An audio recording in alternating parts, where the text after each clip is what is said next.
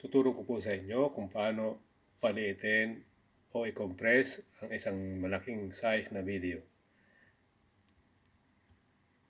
Hanapin po natin yung Megwi kung saan nyo itinago. Ito siya. Open natin. Malaki. Tapos hanapin po yung application. Right click lang po siya. Tapos run as administrator. Click yes.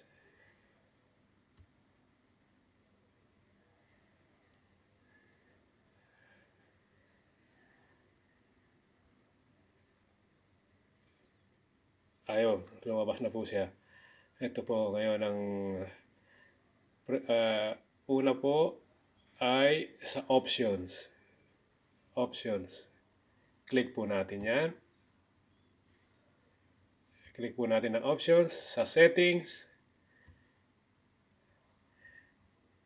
External program configuration. Click po natin. Tapos hanapin po natin kung nasaan nilagay yung Nero AAC enc.exe. Sa 3 dots, hanapin po natin kung saan nyo tinago. Kung ako tinago ko sa desktop, hanapin po natin yung Megwi.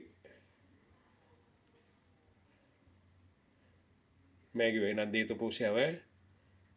Click po natin yung Megwi. Yung tools. Hanapin po natin yung EAC 3TO. Ito po. Ito po. Tapos, open. Open po natin. Ayan na. Nandun na po. Okay. Well, nandito na po siya. Tapos, save.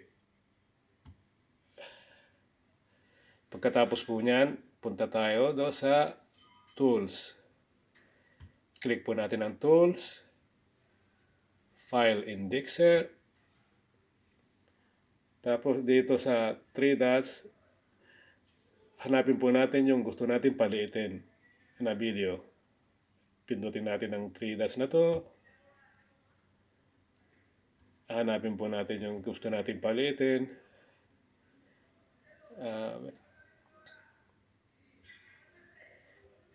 Dito.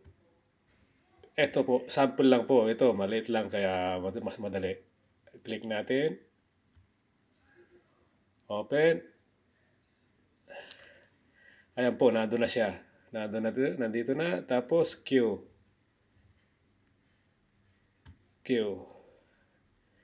Ayan, mag-charge na siya para kunin yung video. Ayan na po. Lumabas na po siya. I-click natin, tingnan natin kung ano to. Tingnan nyo po, may black po dito dahil ang video aspect ratio ay hindi widescreen. Ibig sabihin, nasa ano bang tawag doon sa video to? Letterbox po ang video. Kaya kailangan i-crop natin. Uncheck yung resize. Uncheck. Click natin yung crop. Tapos, auto crop. Tingnan nyo yung 1920 by 1080. I-auto crop natin.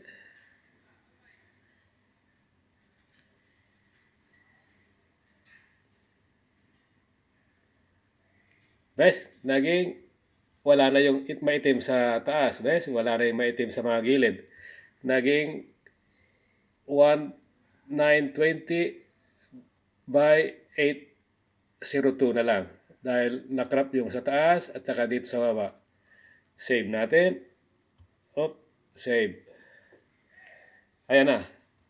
Okay, nakita nyo? Wala na yung maitim.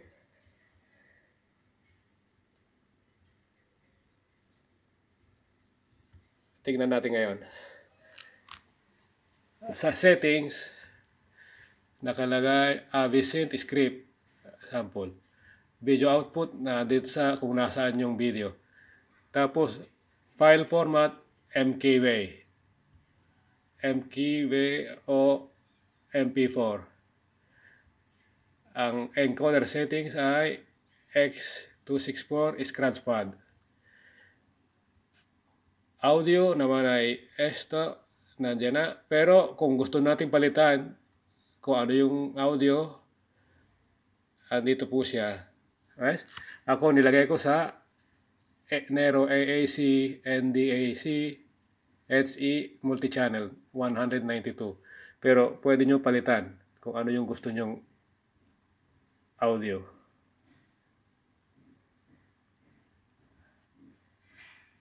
Okay, sado. Tapos, kung okay na yung extension, MP4 AAC. Dito, extension MP4 AAC. Okay? Tapos, auto encode. Yan, may lumabas na isang video.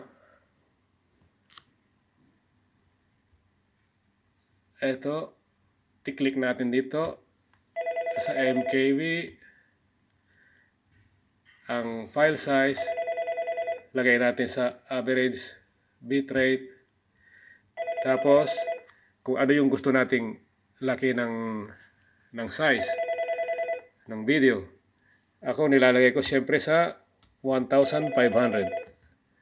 Kaya yung naging 2.73 megabytes. No. 1,500. Ay.